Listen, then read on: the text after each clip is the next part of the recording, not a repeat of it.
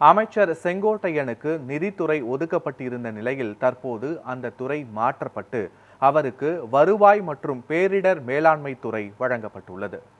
புதிதாக பொறுப்பேற்ற அமைச்சர்களுக்கு ஒதுக்கப்பட்ட துறைகள் குறித்த விவரங்களை ஆளுநர் மாளிகை வெளியிட்டுள்ளது. அதில் அமைச்சர் மரிய வில்சனுக்கு நிதி, திட்டமிடல் மற்றும் வளர்ச்சித்துறை ஒதுக்கப்பட்டுள்ளது.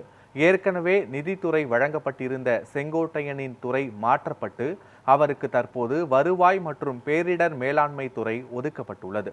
மேலும் முதலமைச்சர் விஜய் ஊரக வளர்ச்சி மற்றும் நீர்வளத்துறை அமைச்சர் ஆனந்த், மின்சாரத்துறை அமைச்சர் நிர்மல்குமார் ஆகியோரின் துறைகளில் சில மாற்றங்கள் செய்யப்பட்டுள்ளன என்றும் தெரிவிக்கப்பட்டுள்ளது.